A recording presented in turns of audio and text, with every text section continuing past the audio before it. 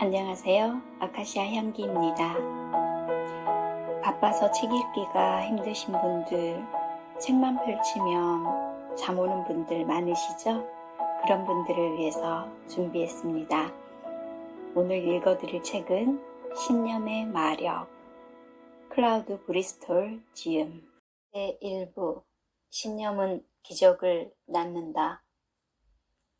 어떤 장애도 인간의 굳센 의지 앞에 아무런 방해가 될 수 없다. 그것이 인간을 나약하게 만들지는 못한다. 굳은 정신을 가지고 모든 일을 헤쳐나가는 사람에게 모든 장애는 도덕적 미와 힘을 더해줄 뿐이다. 마음의 힘과 사람의 삶.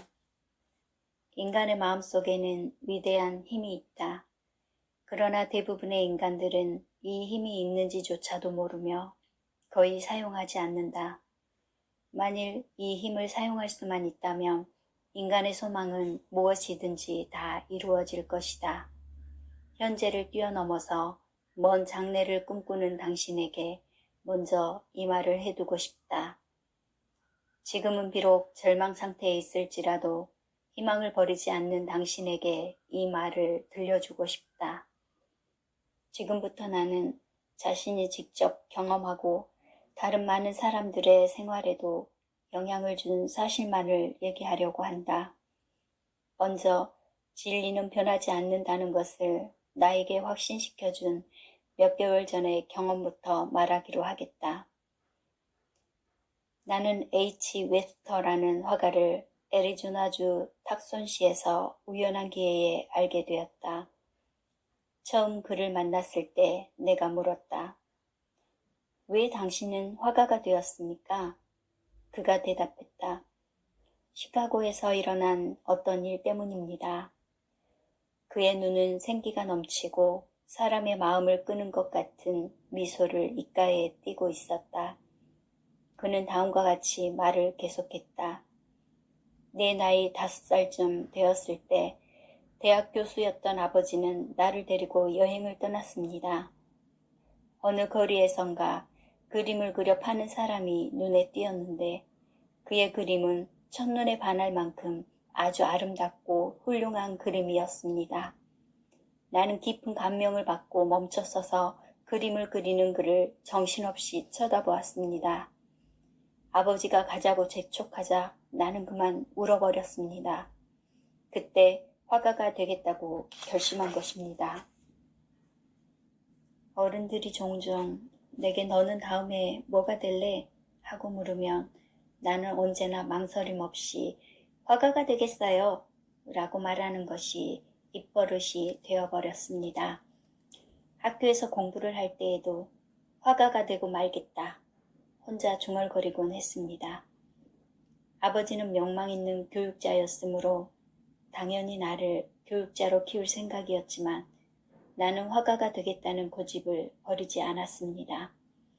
그 후 여기저기서 상을 받고 여러 단체에서 보조를 해주어 연구비를 마련하게 되자 부모님은 비로소 나를 이해해 주었고 그 뒤부터는 힘껏 나를 도와주었습니다.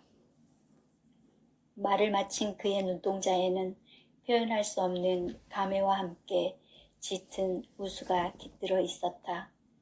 꿈처럼 지나온 시절들이 생각이 나는 모양이었다. H. 웨스터는 매우 훌륭한 화가였다. 미국의 대형 미술관마다 그의 그림은 여러 점씩 진열되어 있고 많은 명예가 그에게 주어졌다. 그렇지만 그는 불행하게 관절염을 앓고 있었다.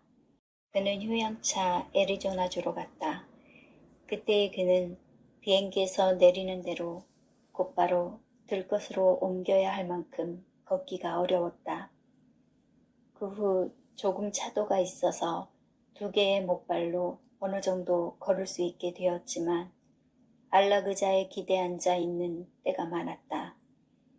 특수하게 만든 식기를 사용하여 그런대로 혼자 힘으로 식사는 할 수 있었지만 옷을 입거나 벗을 때는 도움을 받아야 했다. 면도도 자주 할 수 없었으므로 수염은 자라난 대로 내버려 두었다. 병이 악화되자 손이 굳어서 화피를 잡을 수가 없었다. 그러나 웹스터는 절망을 모르는 위대한 화가였다. 그는 입에 화피를 물고 그림 그리는 연습을 하여 마침내 다시 그림을 그리는데 성공하였다. 사람의 마음속에는 우리가 모르는 위대한 힘이 있다. 당신도 이루고 싶은 무엇이든 그것을 손에 넣을 수가 있다. 마음의 힘은 첫 번째 야망. 지금부터 여기에서 밝히고자 하는 마음속의 위대한 힘의 사용법을 내가 어디서부터 알게 되었는가를 설명하기로 한다. 내가 신문기자로 일하던 중에 2차 세계대전이 일어났다. 군에 입대한 나는 보도반에 소속하게 되었는데 우선 담당 업무를 파악하기 위해 군대에 부속된 양성소에 입소했다. 그러나 그 양성소가 우리들의 퇴소와 동시에 폐쇄된 탓으로 프랑스에 상륙했을 당시에 나는 비정규군이 되고 말았다. 어느 연대에도 소속되지 못했으므로 일정 기간이 지날 때까지 월급 한 푼 받지 못했다. 따라서 월급을 받는다 해도 훨씬 이전의 것을 소급해서 받아야 할 형편이었다.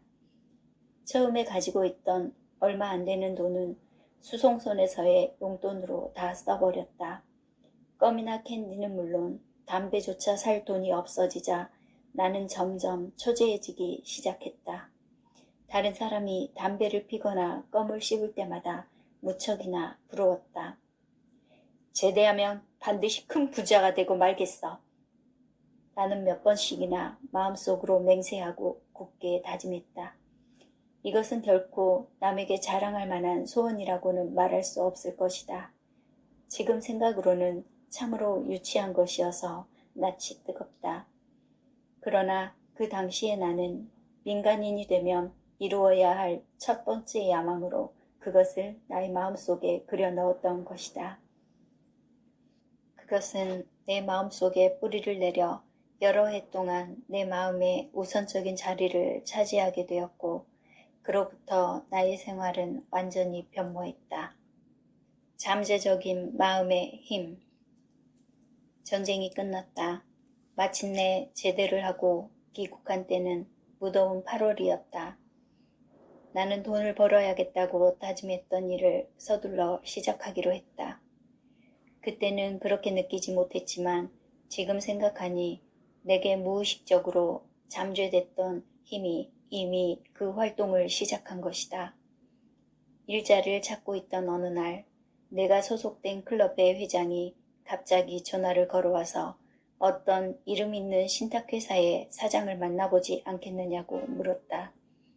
나는 그 사장을 만나고 곧바로 취직이 되었다. 그리고 그 뒤로 채 10년도 안 되어 부사장까지 승진해서 상당한 재산을 모았다. 그 10년 동안에 나는 항상 돈을 모아야겠다는 생각을 마음속에 그리면서 그것에 집중했다. 지금 내가 이런 이야기를 하고 있는 것은 마음의 힘이라 할 이 능력을 어떻게 해서든지 전해주고 싶기 때문이다. 어떤 방면이든 관계없다. 어떻게든 세운 목표를 향하여 당신의 마음을 집중시켜 보는 것이다.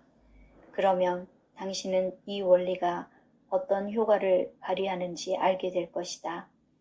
한 가지 예를 들기로 한다. 어느 날 나는 하와이의 호놀룰루에 놀러 갔었다. 그런데 갑자기 아메리카 대륙으로 돌아가고 싶다는 강한 충동을 느꼈다. 마침 출항하는 배에 마지막 한 장 남은 표를 사서 배의 갑판으로 뛰어 올라갔다. 그때 나는 마음속으로 이렇게 중얼거렸다. 이번 여행은 지금까지는 잘 진행되었는데 이제 이 배의 식당에서 귀빈들이 앉는 메인 테이블에 초대받는다면 더욱 좋겠다. 이렇게 생각한 지 얼마 되지 않아 내가 특별히 부탁하지도 않았는데 그 배의 선장이 메인 테이블에 나를 초대했다. 신념의 양면. 어떻게 저를 초대하게 되셨습니까?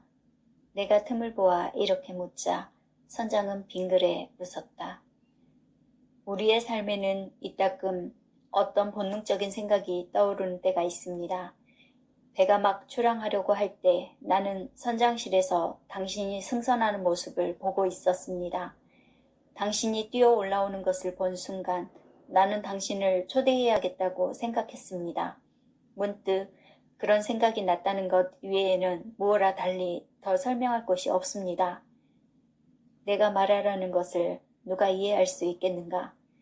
그러나 나는 이런 여러 가지 체험을 통해서 마음의 힘이라는 것이 어떤 작용을 한다는 것을 나 스스로도 알기 시작했던 것이다. 나는 그것을 어떤 신비로움으로 생각했다. 짐작하건대 무엇이든 그것은 왜 그럴까 하는 의문을 가지고 호기심을 일으키는 나의 천성 때문에 그렇게 생각하는지도 모른다. 신문기자 시절이나 또 사업가가 되어서도 나는 언제나 문제 해결을 추구해왔다. 그런 관계의 책도 많이 읽었다. 최근에 나온 심리학이나 정신요법, 고대의 마술, 그리고 철학서적도 빠뜨리지 않았다. 이와 같이 연구를 계속하는 동안 모든 정신적인 것에는 하나의 선이 가로놓여 있어서 모든 현상이 둘로 나눠져 있음을 알게 되었다. 즉, 선의 양쪽에는 각각 다른 별개의 세계가 있는 것이다. 이 선은 믿는다는 것, 즉 신념이라는 간결한 말로 표현되는 것이다. 신념은 기적을 얻게 된다. 이것도 실제로 일어났던 일이다. 나는 멕시코와 접한 미국 서남부에서 생활한 적이 있다. 거기서 나는 집이나 정원을 관리하는 솜씨가 뛰어난 멕시코 사람을 고용했다. 그의 이름은 카를로스였다. 카를로스는 기적을 경험한 일을 다른 사람들에게 자랑하고 있었다. 나는 그다지 신앙심이 깊은 사람은 아니었다. 그러나 그의 체험담만은 도저히 부정할 수가 없었다. 그는 우연한 사고로 반신불수가 되어 정상적으로 걸어다닐 수가 없었다. 병원에서는 더 이상 치료할 방법이 없다면서 그에게 일생 동안 불편하게 살아가야 한다고 말해주었다. 그러나 카를로스는 그 정도의 고난에 인생을 포기할 그런 용기 없는 사나이가 아니었다. 그는 어린 아들의 부축을 받으며 기적이 일어난다는 유명한 성사비엘 교회를 향해 떠났다. 그 거리가 8마일이다. 그들이 걸어가는 중에 자동차를 몰고 가던 사람들이 태워주겠다고 했지만 그는 한사코 그 친절을 사양했다. 그 길을 자신의 발로 걷지 않으면 안 된다는 생각 때문이었다. 그러나 그의 걸음은 안타깝게도 너무 느렸다. 겨우 8마일밖에 안 되는 거리를 가는데 꼬박 이틀이나 걸렸다. 교회에 도착했을 때는 너무 지쳐서 제단 앞 통로를 가까스로 기어가 엎드린 채 하나님께 예수 그리스도의 이름으로 기도를 드렸다. 그러자 기적이 일어났다. 놀랍게도 마비 증세가 씻은 듯이 사라지고 그는 교회에서 자신의 발로 걸어 나올 수 있었다. 이때부터 그는 자유스럽고 당당하게 일할 수 있게 되었다. 바람에 날린 지붕을 수리하기도 하고 테라스의 석축을 고치기도 하고 정원수나 울타리 손질도 잘할 수 있게 되었다. 가질 수 있다고 믿어라. 당신은 반드시 얻게 될 것이다. 나는 신념은 우리에게 힘을 준다고 확실히 믿는다. 영국의 유명한 의학자 A. 캐넌 박사는 다음과 같이 말하고 있다. 현재는 절단한 부위에 다시 살이 돋아나도록 할 수 없으나 만일에 인간이 그것의 가능성을 부정하지 않는다면 머지않아 그렇게 될 것이다. 깊은 곳에서, 즉 잠재의식 속에서 그것이 가능하다고 인정하면 새로이 살이 살아나게 할 수 있을 것이다. 얼마 전 이웃 사람이 내게 그의 손에 있던 사마귀가 없어진 데에 대해 말한 적이 있다. 그것은 그가 병원에 입원해 있을 때의 일인데 어떤 사람이 회복기에 있던 환자에게 하는 말을 들었다. 사마귀를 떼어버리고 싶으세요? 당신의 사마귀가 몇 개인지 세어보게 하세요. 그러면 곧 없어질 것입니다. 그래서 이웃 사람은 내 것도 세어봐 주십시오 하고 부탁했는데 한동안 잊어버리고 있다가 문득 생각이 나서 손을 훑어보았더니 그 많던 사마귀가 모두 없어졌다고 했다. 놀라운 믿음의 힘.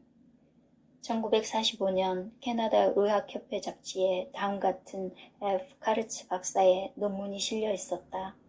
세계 어느 나라나 사마귀를 없애는 고유의 방법이 있다. 거미줄로 사마귀를 싸매는 요법을 비롯하여 초승달이 뜰 때 두꺼비 알을 내거리에 묻는 등 많은 미신적인 방법이 있다. 그러나 만약에 환자가 그것을 믿는다면 모두 다 효과가 있는 방법이다. 오늘날 세계의 뛰어난 연구가들이나 학자들까지도 마음의 힘이라는 문제를 가지고 여러 가지 실험이나 연구를 하고 있다. 전기학의 천재 C.F. 스타인메츠는 이렇게 말하고 있다. 향후 50년 동안의 가장 중요한 발전은 인간의 정신에 관한 연구가 될 것이다. 미국 노스웨스턴 대학의 심리학 교수 알 골드 박사도 다음과 같이 유명한 말을 한 적이 있다. 우리는 지금까지 알지 못했던 인간의 정신력 탐구의 일부 직전에 있다. 당신도 마음의 힘을 사용할 수 있다. 마음의 힘에 대한 신념이 깊어지고 내 생활에 그것을 응용하는 실험이 진행됨에 따라 나는 그 이론을 다른 사람들에게 가르치게 되었다. 나는 어떤 소중한 것을 지니게 되었다는 확신을 가지고 있다. 진정한 야망을 마음속에 간직하고 있는 사람은 누구든지 그 목적을 이룰 수 있다. 아무리 높은 이상이라도 마음의 힘으로 반드시 성취할 수 있다. 장래의 계획을 세워서 여기에 제시하는 기법을 사용할 수 있다면 당신도 마음에 그리는 성공을 틀림없이 성취할 수 있으리라고 확신한다. 마음의 힘은 어떻게 작용하는가? 나는 마음의 힘으로 수입을 몇 배나 늘린 사람들을 많이 알고 있다. 미국 태평양 연안의 라디오 청취자라면 누구든지 알고 있는 A.C. 딕슨이라는 사람이 내게 이런 편지를 보내왔다. 나는 사업에 실패해서 주머니에 겨우 $65밖에 없었을 때 당신의 방법을 시험해 보았습니다. 그 편지에는 그 후에 일어난 여러 가지 일, 말하자면 43세 파산하여 가족을 굶겼던 그가 큰 돈을 벌기까지의 경위가 자세히 씌어져 있었다. 군대에서 불구자가 된 디 퀘일도 나에게 이런 편지를 보냈다. 당신의 생각에 익숙해진다는 것이 처음에는 그렇게 간단한 문제는 아니었습니다. 군에서 당한 부상 탓으로 나는 두 다리가 마비되어 목발을 짚고 다녀야 했습니다. 그것은 바쁜 세상을 살아가기에는 견디기 어려운 불편함이었습니다. 견디다 못해 나는 당신이 주장하는 원리를 실행해 보기로 했습니다. 그래서 나는 보험과 회계사 일을 시작했습니다. 덕택에 지금은 윤택한 생활을 하고 있습니다. 당신이 가르쳐준 방법이 나를 성공으로 이끌었다고 확신합니다. 누구든지 자신의 내부에 있는 마음의 능력을 알아내면 모든 걱정이 없어지고 장애도 없어져 원하는 목적을 달성하게 될 것입니다. 앨리스라는 여류 작가도 다음과 같은 내용의 편지를 보내왔다. 기차표를 살 돈이 없었던 나는 그 원리의 도움으로 뉴욕까지 무사히 올 수 있었습니다.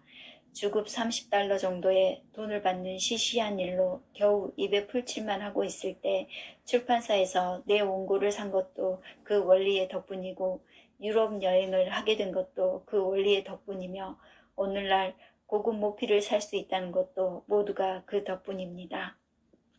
행복 또는 재앙을 부르는 마음의 힘. 여기에서 한 가지 부탁해 둘 것이 있다.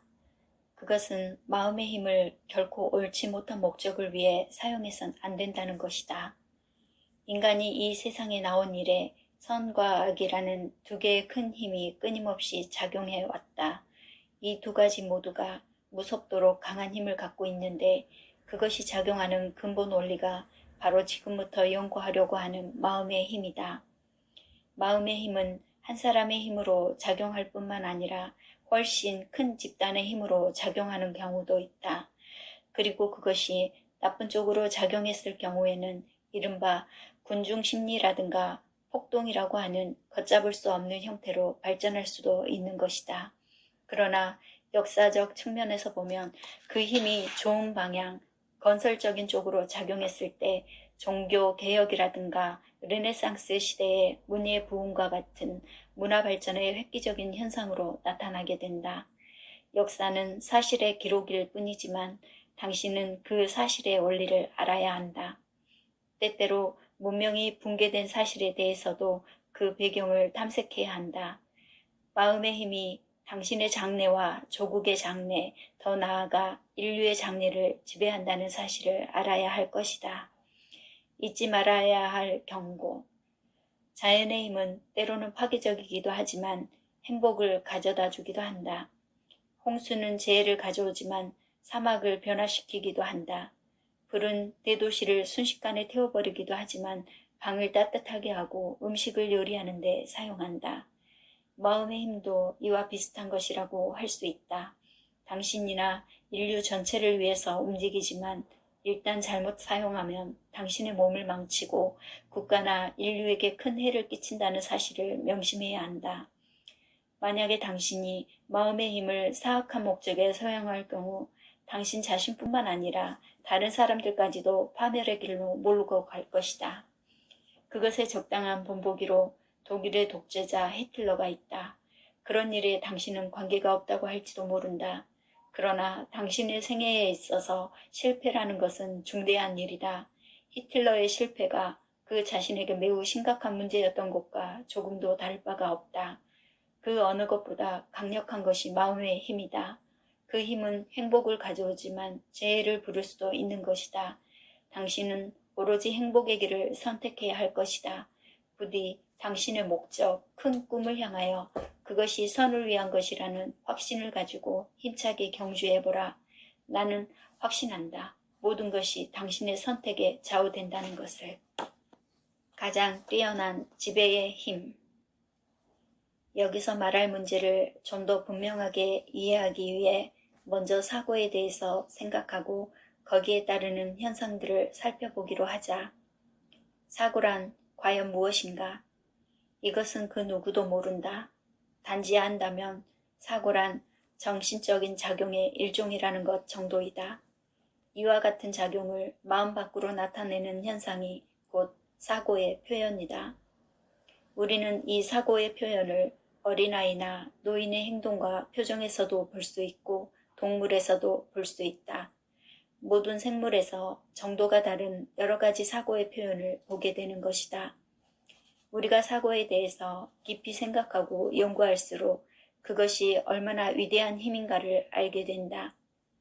사고는 전기처럼 활동한다고 볼 수 있다. 우리는 그것을 활동시키는 방법을 알고 있다. 그것이 존재하고 활동한다는 것을 예를 들어 설명하기로 한다. 당신이 자동차로 넓은 도로를 달린다고 가정하자. 당신은 교통규칙을 잘 지키며 안전속도와 앞차와의 거리도 적당히 유지하고 있으니 사고가 날 염려는 없다고 안심할 것이다. 그러다가 갑자기 오토바이가 옆에서 뛰어들 경우 당신은 순간적으로 어떤 대비를 할 것이다. 그 생각에 따라서 곧 어떤 반사적인 행동이 일어난다. 미등을 켜서 뒤따라오는 자동차에게 신호를 보내고 뛰어든 오토바이와 부딪히지 않으려고 속력을 늦춤과 동시에 뒤에 오는 차와도 충돌하지 않게 여러모로 조심할 것이다.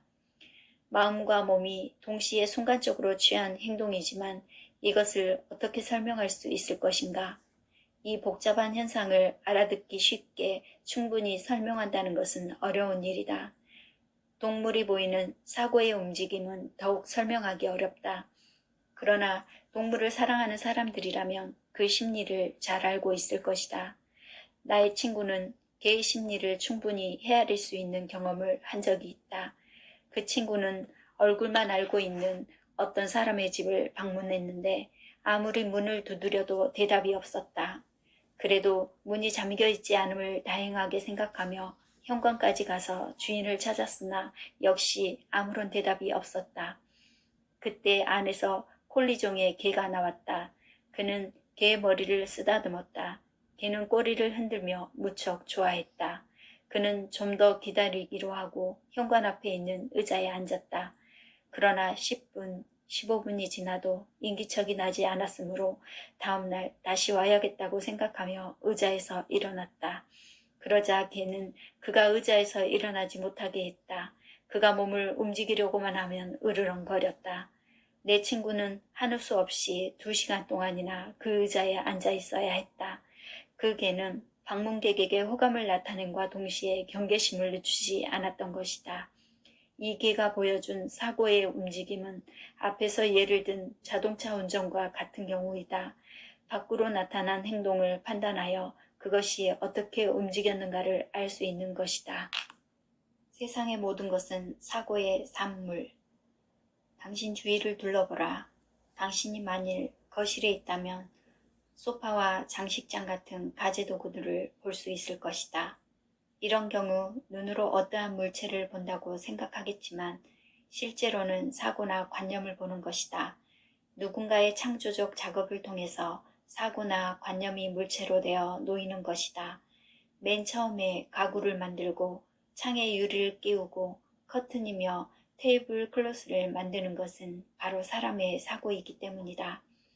자동차, 고층 빌딩, 성층권을 날아다니는 비행기, 배, 실, 재봉틀, 작은 핀, 그 밖에 몇천 가지, 몇백만 가지의 물건들, 그것들은 애초에 모두 어디에서 온 것일까? 오직 하나의 근원, 그 이상의 힘은 사고에서 비롯된 것이다. 깊이 따질수록 이런 완성품, 그리고 우리의 모든 소유물이 사실은 창조적 사고의 결과로 생기게 된 것임을 알게 된다. 미국의 철학자 랠프 에머슨은 우리의 모든 행동의 근원은 사고라고 말했다. 그 말을 이해할 수 있다면 우리가 사는 세계는 사고에 의해 지배되고 있으며 세상의 모든 것은 근본적으로 우리의 마음속에 그 대상물이 있었음을 알게 된다.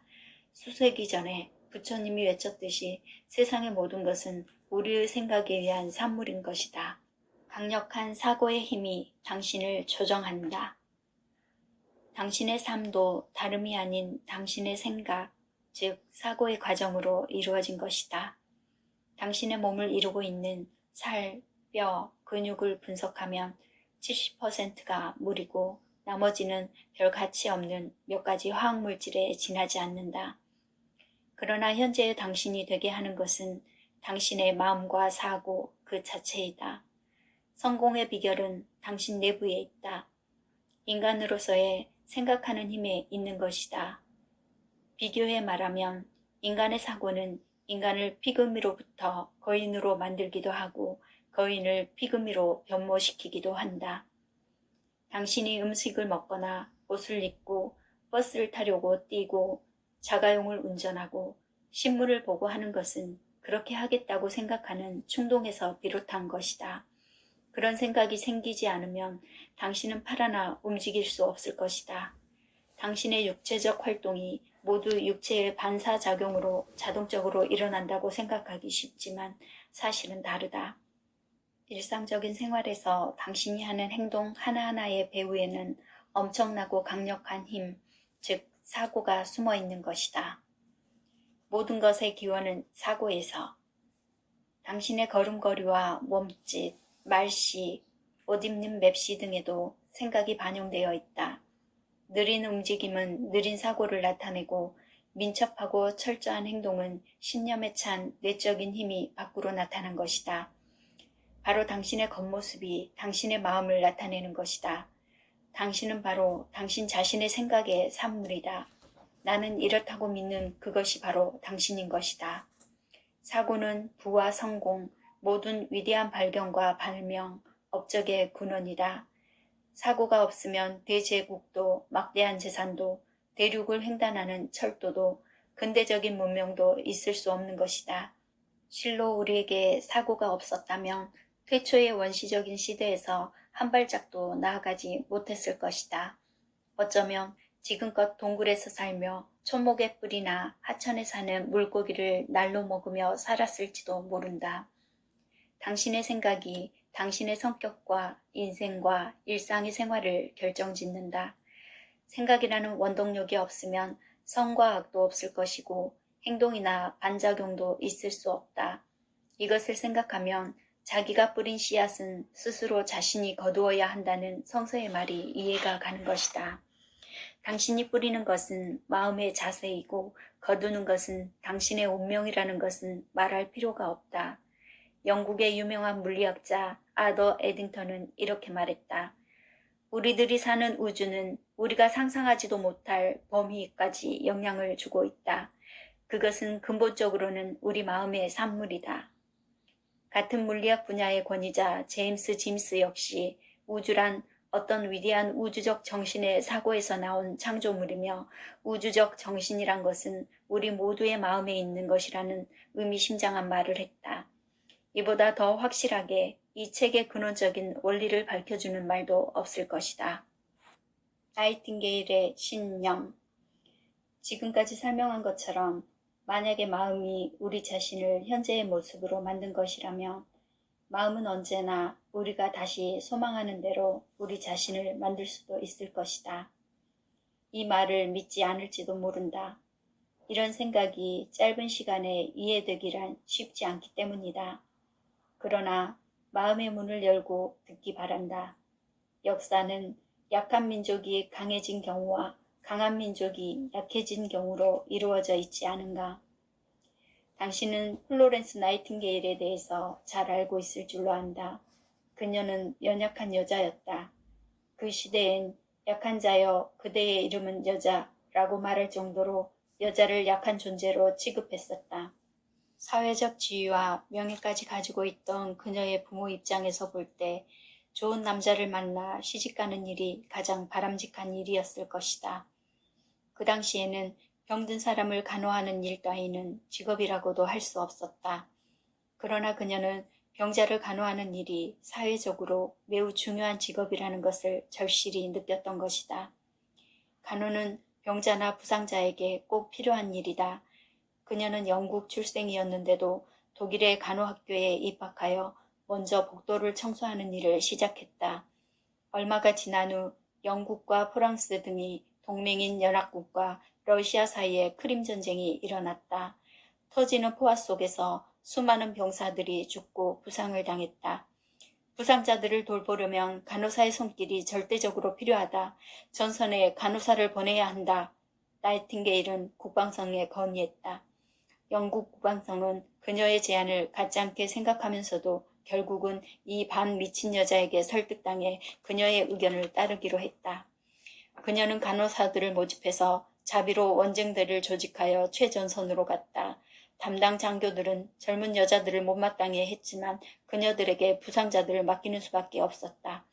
근대 간호법의 창시자가 된 나이팅게일 밑에서 젊은 간호사들은 마침내 야전병원의 일을 도맡아 하게 되었던 것이다. 결국 그녀의 독창적인 사고가 환자를 돌보는 힘든 일을 누구나가 인정하는 신성한 직업으로 끌어올린 것이다. 위대한 힘의 근원.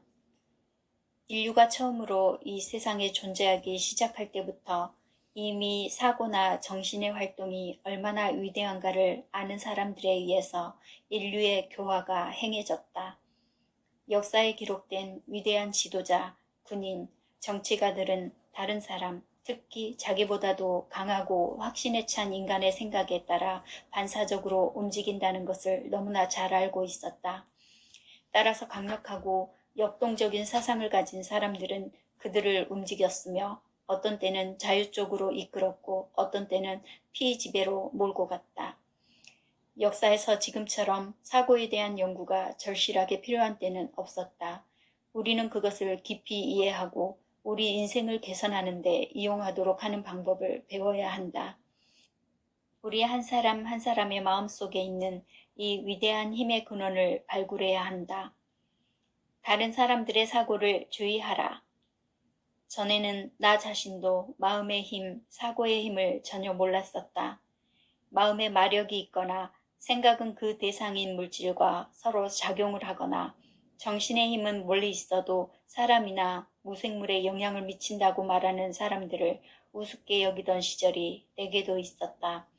그러나 지금은 웃지 못한다. 나뿐 아니라 정신의 힘이 어떤 것인지 조금이라도 아는 사람은 웃을 수가 없다. 지성적인 사람은 빠르든 늦든 사고, 즉 정신력이 지구 전체를 변화시킬 것이라는 사실을 받아들이게 될 것이다. 아일랜드의 유명한 작가 조지 러셀은 말했다. 우리가 그렇게 되려고만 하면 자신이 마음먹은 그대로의 사람이 될 수 있다. 우리가 마음속에 바라던 사람이 될 수 있다는 증거로 러셀은 그의 희망대로 위대한 작가, 웅변가, 화가, 시인이 되었다. 그러나 반드시 마음에 각인시켜야 할 것은 우리가 가진 관념이나 사고의 대부분이 우리 자신의 것이 아니라는 점이다. 그것은 우리가 처음으로 생각해낸 것이 아니다. 우리는 다른 사람들의 사고에 영향을 받으며 산다. 사회생활을 하면서 사람들로부터 듣는 것, 신문이나 잡지나 책에서 읽는 것, 혹은 늘 만나는 사람들과의 대화에서 우연히 듣게 된 것으로 자신도 모르는 사이에 영향을 받는다. 말하자면 온갖 것으로부터 생각들이 쉬지 않고 우리에게 쏟아지는 것이다. 그렇게 외부로부터 오는 영향의 일부는 우리 마음속 깊은 곳에 들어있는 생각과 혼합해서 위대한 미래의 상을 그리게 되고 전생애를 통해 그 길로 이끌어 큰 도움을 주기도 한다. 그러나 그 중에는 장애가 되기도 해서 우리에게 자신감을 잃게 해 목표로 삼은 이상에서 벗어나게 만드는 경우도 적지 않다. 우리를 괴롭히는 것은 외부로부터 영향을 주는 시시한 생각들이다. 마음의 자아력. 나는 과거에 마음의 자력에 대해서 들은 적이 있다. 그때 나는 마음이 사람들에게 영향을 미치고 멀리 있는 사람들의 마음도 움직일 수 있다는 말을 듣고 매우 비웃은 적이 있다. 그러나 지금의 생각은 그렇지 않다. 내가 경험한 경우든 다른 사람이 경험한 경우든 간에 마음의 힘을 비웃는 일 따위는 결코 않을 생각이다. 그와 같은 문제라면 나는 마음의 문을 활짝 열어놓고 있다. 이렇게 사고는 점진적으로 발달하고 그 능력은 무한히 뻗어나가리라 생각한다.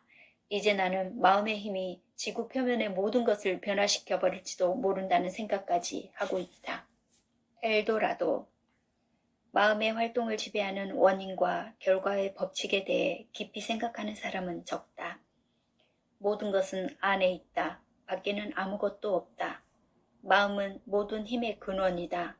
이런 말을 듣고서 무슨 말인지 이해하는 사람은 많지 않다.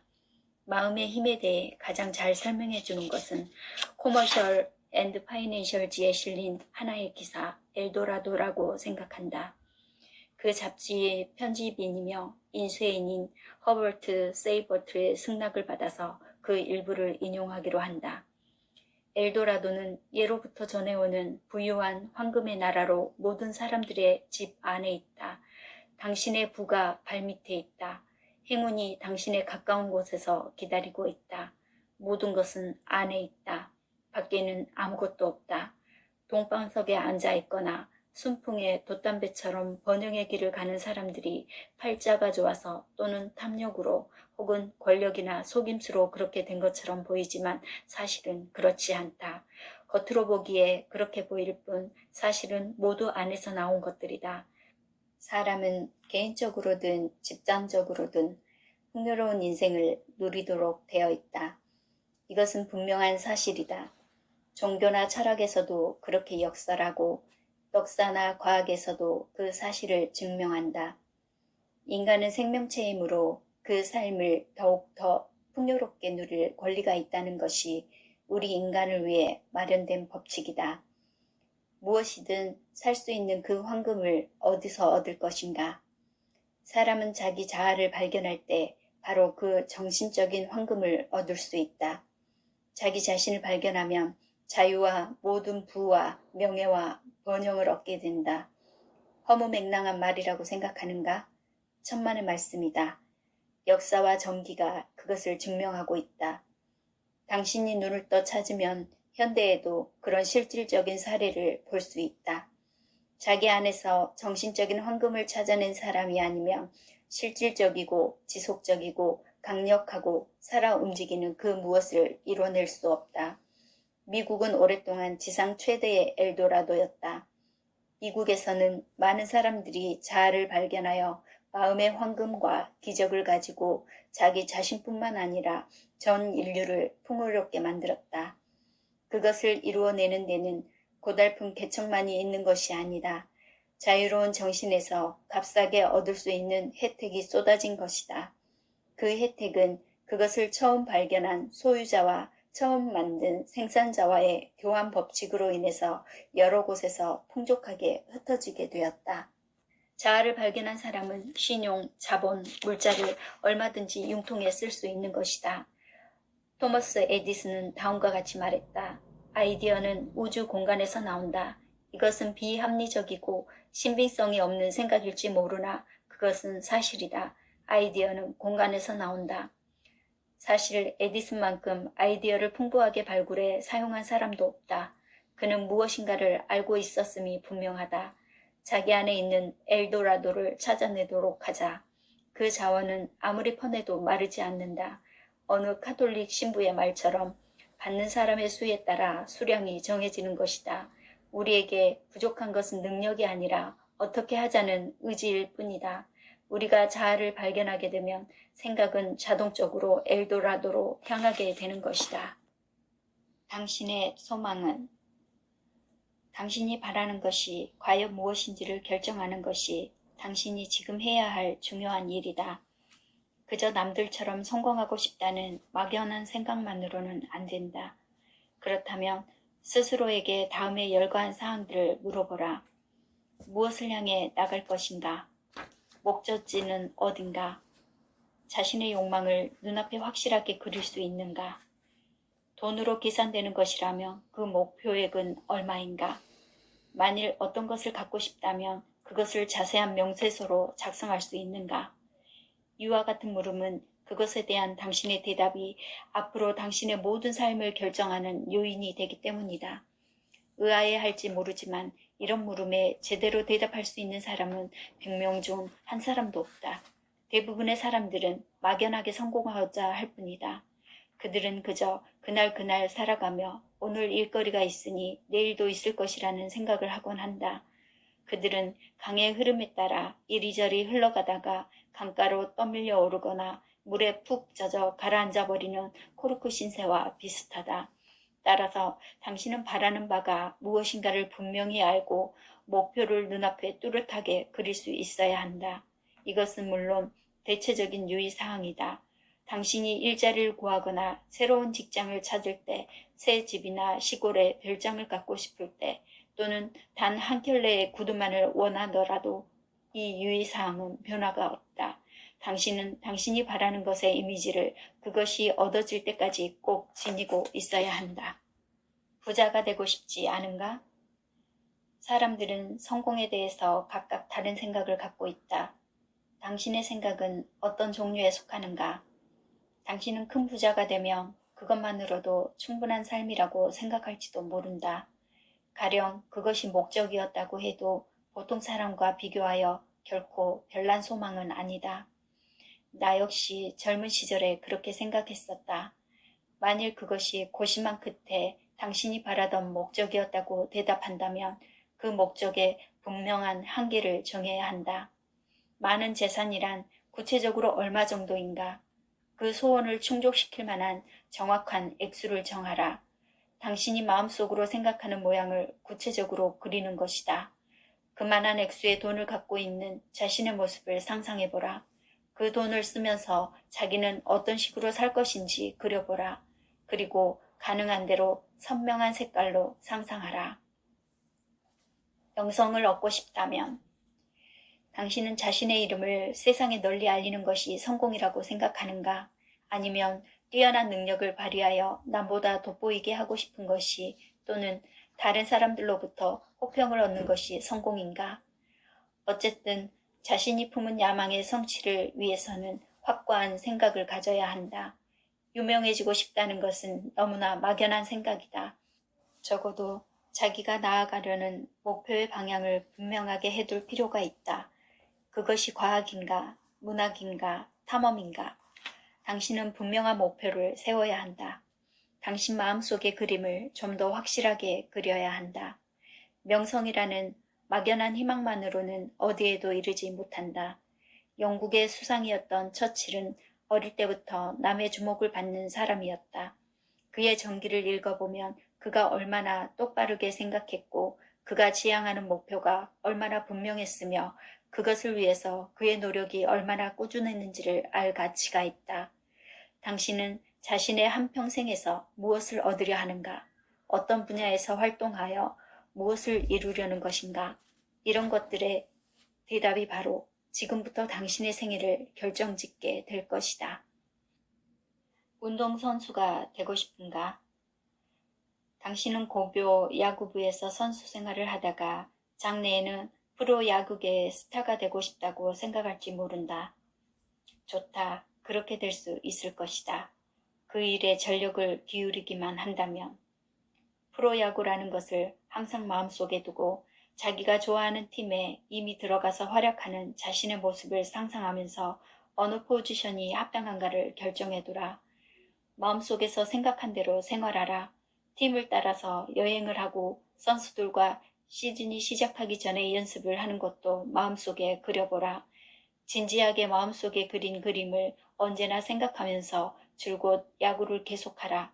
당신의 힘으로 가능한 가장 뛰어난 야구를 하고 연구를 하고 연습하고 그리고 굳은 신념을 갖는 것이다. 학자가 되고 싶은가? 당신의 목적이 학자인가? 그러면 어떤 학문을 목표로 설정하고 있는지 당신은 알고 있을 것이다. 그러나 최후의 학위를 받기 위해서는 어디서 공부할 것인가도 결정해야 한다. 학비는 없어도 관계없다. 마음을 공부에만 정진하는 것이다. 큰 희망에 대하여 분명한 생각을 가져라. 당신이 생각하는 방법이 바로 그것을 성공시키는 것이다. 예능인이 되려면 예능계에서 빛나는 별과 같은 인물이 되고 싶은가? 당신의 목소리는 좋은가? 가수로서 유명해지기를 바라는가? 그렇다면 그 세계에 들어가 있는 자기 자신을 그려보는 것이다. 당신이 하는 발성 연습, 자기가 맡은 배역의 연습 등 그런 것들이 모두 당신이 마음먹은 대로 되어갈 것이다. 당신은 마음속에 그린 뚜렷한 영상이 당신이 준비하는 데에 방향을 제시해 줄 것이다. 마음을 결정하라. 당신의 목표가 생물학이든 야구든 여행이든 또는 교사가 되는 것이든 그 과정은 모두 똑같다. 당신의 빛나는 목표인 성공에 이르겠다고 생각한다면 당신의 마음을 조율하여 준비하는 모든 활동에 방향을 잡아야 한다. 항상 자신의 마음의 그림을 모든 활동의 정점에 둬야 한다는 것에 유의하라. 학교를 마치고 무엇을 할 것인가? 대부분의 사람들은 아무 일이라도 하면서 안락한 생활을 하고 싶다고 생각할 뿐이다. 그들은 종사하려는 일이 무엇인가는 생각하지도 않는다. 하는 일이야 무엇이든 상관없다. 그저 월급만 많이 받으면 그만이지. 이렇게 생각하는 사람이 태반이다. 이런 사람들은 어디에 이르게 될 것인가? 결국 어디에도 도달하지 못하리라는 것은 당신도 짐작할 것이다. 다람쥐처럼 쳇바퀴를 돌다가 결국은 하나도 제대로 성취하지 못하고 그 생애를 마치게 될 것이다. 그것은 자신이 무엇을 바라는지 정확하게 파악하지 못했기 때문이다. 당신에게 다른 그 무엇보다 필요한 것은 혼자서 조용히 자기의 목표를 정하는 것이다. 인생에서 당신이 잡아내고자 하는 것이 무엇인지 먼저 그것을 정확하게 알아야 한다. 나의 말이 너무 번거롭다고 할지도 모른다. 사실 그렇기도 할 것이다. 그러나 당신도 나의 경우처럼 인생의 목표를 자기 자신에게 되풀이해 들려줌으로써 그 생각이 당신의 마음속에 자리 잡게 만들어야 한다. 신념은 당신에게 하나의 원동력이 된다. 당신은 계속해서 커다란 꿈을 꾸어야 한다. 낮에는 일을 생각하고 그리고 밤에는 그 일을 꿈꿔라.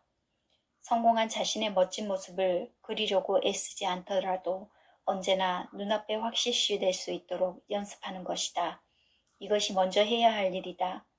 필요와 욕망 사이에는 큰 차이가 있다. 예를 들면 지금 하고 있는 사업을 위해 자동차 한 대가 필요한 경우가 있고 가족에게 즐거움을 주기 위해 자동차 한 대를 갖고 싶은 욕망이 생길 때가 있다. 사업에 필요한 차는 일의 진행에 따라 구입한다. 그러나 가족을 위한 경우에는 될 수 있는 대로 빨리 사려고 한다. 가능한 빨리 사려고 합당한 계획을 세워 열심히 노력할 것이다. 왜냐하면 그것은 지금껏 당신이 소유하지 못했던 것일 뿐만 아니라 가족에 대한 의무감도 만족시켜 주기 때문이다. 이처럼 그것은 당신 내부에 새로운 힘을 불러일으키고 바깥 세계의 새 자원을 찾는 계기가 된다. 신념의 힘은 당신 속에 하나의 동력을 만든다. 그것에 따라 당신의 인생에 여유 있는 가치가 만들어지는 것이다. 일단 결심하면 그것에 매진하라. 학교에서 성적 좋은 학생이 되고 싶으면 1등이 된 자신의 모습을 그려라. 우수한 기업체에 취직하고 싶다면 그 회사에서 근무하는 자신의 모습을 그려보라. 일단 목표를 정했으면 그것을 똑바로 보고 옆길로 벗어나지 않도록 해야 한다. 당신에게 잠재된 새롭고 위대한 재능을 끌어내도록 당신에게 요구하는 그 무엇을 끊임없이 마음속에 그려보라. 당신의 삶이 바뀌는 것, 재능을 총동원해서 해야 할 어떤 새로운 것, 바로 그것을 위해 드넓은 지평선 위에 참신하고 훌륭한 소망을 세워보라. 그렇게 그린 그림을 똑바로 보고 그것이 반드시 실현될 것이라고 믿어라. 이 믿는 힘만이 당신의 삶에 새로운 가치를 추가할 힘을 느끼게 하고 움직이게 할 수 있다. 당신이 지금 가진 것과는 다른 또 그 이상의 것을 바란다면 먼저 바라는 일부터 시작해야 한다. 그것이 원동력이 된다. 모든 것을 살려버릴 듯한 욕구 없이는 무엇이든 손에 잡히지 않는다. 그러나 욕구 말고 당신이 구해야 할 것은 아직도 많다. 마음은 고체의 분자에 영향을 준다. 몇 세기에 걸쳐서 많은 사상가들은 마음을 통해 여러 가지 일을 할 수 있고 또 물질까지 제어할 수 있다고 주장해왔다. 명탐정 셜록 홈즈를 만든 코난 도일은 여러 해 동안 영국 심층심리연구학회의 회원이었다. 그는 사람의 마음에는 파괴적인 힘과 건설적인 힘이 양립하는데 그 힘은 태산도 움직일 수 있을 만하다고 믿었다. 그는 그러한 결과를 의심할 여지가 없지만 사람의 마음으로부터 나와서 단단한 물건의 분자도 깨트리는 그 힘의 정체는 알 수가 없다고 말했다. 이런 사실을 물질주의자들은 비웃을지도 모른다. 그러나 레이더의 작용과 방송 전파가 목재나 벽돌, 강철 같은 고체를 어떻게 해서 뚫고 지나가는가 한번 생각해보라. 만일 사년파라는 것이 그 본체가 무엇든 간에 더 높은 진동의 파장을 맞출 수 있다면 고체의 분자에 영향을 미칠 수 있는 것은 자명한 일이 아니겠는가. 사고는 자력이다. 이 사실은 당신에게 어떤 의미를 가지는가? 어째서 당신은 사고가 물질에 영향을 미친다는 사실에 관심을 가져야 하는가? 이것을 잠시 생각해 보기 바란다.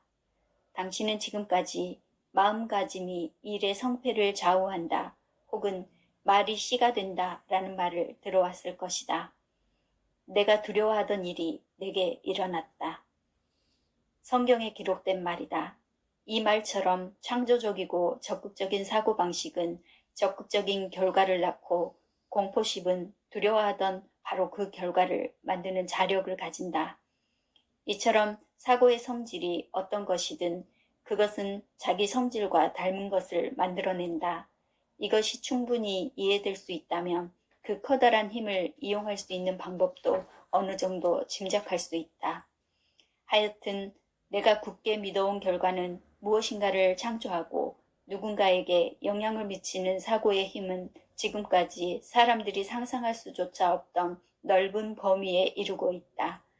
그리고 그것은 그 소리, 강도, 정서의 성질, 감정의 깊이, 그리고 진동의 폭에 따른다.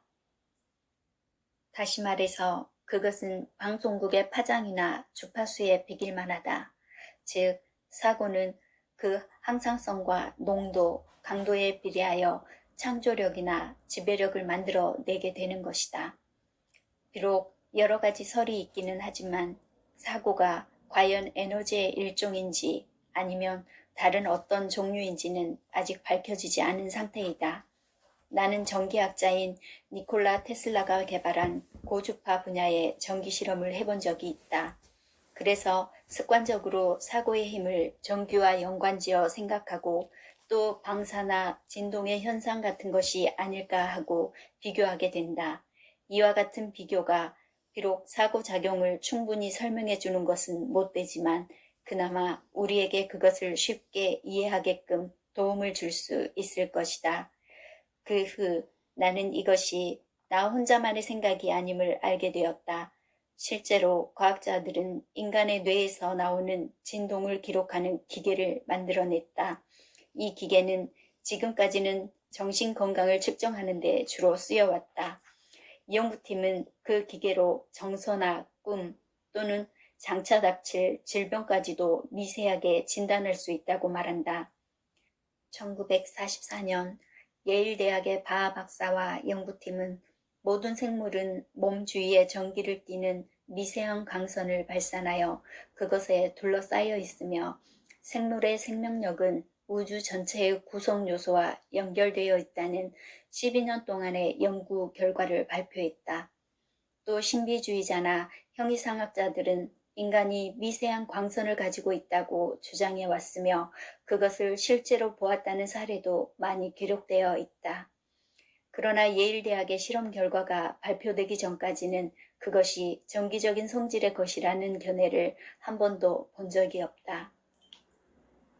옛날 헤르메스 트리스 메기스터스와 그 학파의 철학자들은 진동설을 주장했다.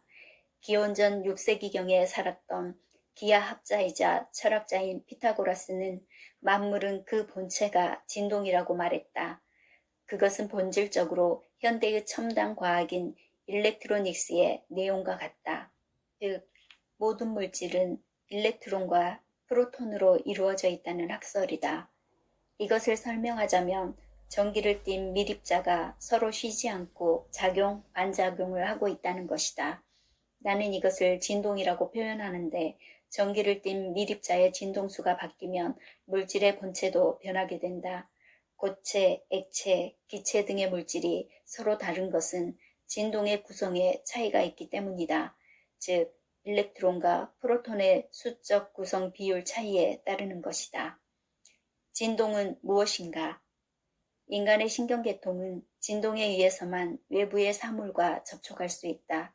다시 말해서 우리의 오감, 즉 보고, 듣고, 만지고, 맛보고, 냄새 맡는 일은 외부의 물체가 발산하는 진동이 뇌에 전달됨으로써 그 감각을 알게 되는 것이다. 이런 작용을 이해하면 진동의 본질을 더욱 잘 알게 된다. 예를 들어 우리가 큰 소리를 듣는 것은 공기의 진동이 귀에 전해오는 것이다. 푸른 나뭇잎을 보는 것도 광선의 진동을 눈에서 받아 뇌에 전달함으로써 뇌가 그것을 푸른빛으로 해석하는 것이다. 세상에는 우리의 오감이 받아 느낄 수 있는 한계 이상의 고주파, 말하자면 고도의 진동도 적지 않다. 한 예를 들면 개가 짖는 소리 속에는 너무나 소리의 강도가 높아서 개밖에 듣지 못하는 것도 있다고 한다. 우리는 누구나 지압요법을 알고 있다. 머리가 몹시 아플 때 관자놀이를 손으로 누르면 조금 나아진다. 그것은 일종의 전기 에너지가 손가락에서 흘러나오기 때문이 아닐까? 또 높은 지대에 사는 사람들은 방을 가로질러 가다가 어떤 금속성 물건에 손을 댔을 때 얼핏 전기 불꽃이 일어나는 것을 본 적이 있을 것이다. 그것은 물론 마찰에 의해 일어나는 일종의 정전기인데 이것으로 보아도 인체에는 전류가 있음을 짐작할 수 있다. 만일 일종의 전기가 우리들의 손에서 특히 손가락 끝에서 흘러나온다고 하면 그리고 그것이 전류적이든 자력적이든 우리들의 생각에 의해 의식적으로 또는 무의식적으로 일어나는 진동이라면 예부터 있어온 염력, 염동, 자동석이 혹은 영매나 신비교도가 행하는 불가사의한 일들도 납득할 수 있다. 예일대학의 실험팀은 모든 생물은 스스로가 만드는 전기의 외기에 쌓여 있다고 결론지었다. 듀크 대학에서도 역시 프랑스의 과학자 바라 듀크 박사가 이 분야에 연구한 결과 사고는 물체에 영향을 미친다고 적어도 그들이 만족할 만한 증거를 제시하고 있다. 신비를 체험하는 한 가지 실험. 1. 두꺼운 종이에 1에서 12까지의 숫자를 쓰고 시계의 글자판처럼 작은 원반을 만든다. 2. 이 원반의 한 복판에 바늘을 꽂는다. 3. 바늘 끝에 화살표 모양으로 만든 두꺼운 종이 조각을 균형이 잡히게 수평으로 놓는다. 4. 이 원반을 물이 담긴 유리컵 위에 얹고 원반 아래쪽으로 나온 바늘이 물에 잠기게 한다. 원반의 크기는 컵 주둥이보다 조금 크면 된다. 5. 두 손으로 컵과 원반과 화살표 주위를 감싼다. 6. 정신을 집중해서 화살표가 움직여 방향을 바꾸게, 특히 당신이 정한 숫자를 향하여 멈추도록 명령한다. 이 실험에는 인내심이 필요하다. 빠른 결과를 기대할 수는 없기 때문이다. 이 실험의 성공 여부는 각자의 정신력에 따라 다르겠지만 당신도 그 현상을 보면 틀림없이 놀랄 것이다. 어떤 사람은 이런 현상이 손의 열 때문이라고 하는데, 그렇다면 화살표가 명령하는 곳에 멈추는 것은 어떻게 설명할 수 있을 것인가? 만일 당신의 손이나 손가락에서 일종의 전기가 나오고 그것에 동력파나 자기파 같은 종류의 파장이 있으며 더구나 그것이 우리의 의식이나 무의식에 따라 이리저리 바뀐다면 그것은 바로 여러 가지 신기한 현상에 대한 적절한 설명이 될 것이다. 손을 대지 않고 테이블을 들어 올리는 것이라든가, 또는 아무 생각 없이 손이 저절로 움직여 글을 쓰는 것이나 그 외의 영매 현상이라든가 신비 현상의 설명이 가능해진다. 예일 대학에서는 모든 생물은 스스로 발산하는 전류의 외기에 쌓여 있다는 것을 실증했고, 듀크 대학에서는 염력이나 그것과 비슷한 힘이 물체를 움직인다는 실험을 아직도 계속하고 있다. 이러한 사실을 받쳐줄 만한 사례를 또 하나 들어보자. 웨스팅하우스 전기회사의 필립 토머스 박사는 이렇게 말했다. 우리가 어떤 일을 하거나 이야기를 할 때 또는 무엇을 생각할 때마다 어떤 방사가 되고 있다. 우리는 이 방사를 전기라고 생각한다. 우리는 그것을 분석할 계획이다. 가까운 시일에 반드시 그 본체를 보게 될 것이다. 사고는 연못의 잔물결처럼 퍼져나간다. 먼저 사고의 방사가 무엇인지 알아보자. 연못에 던진 돌멩이는 수면에 닿는 순간에 둥글게 퍼져나가는 잔물결을 만든다. 뒤쫓아 생겨나는 물결의 고리는 끝없이 퍼져나가다가 기슭에 닿으면 마침내 사라진다. 던진 돌이 크면 클수록 물결도 높고 크게 퍼져나간다. 크기나 무게가 다른 두 개의 돌을 서로 가까운 거리에서 동시에 던지면 둘 다 물결의 고리를 만들다가 한 지점에서 겹친다. 우리의 눈으로 보아 만약 두 물결이 같은 크기라면 그것은 만나는 곳에서 멈추거나 섞여버린다.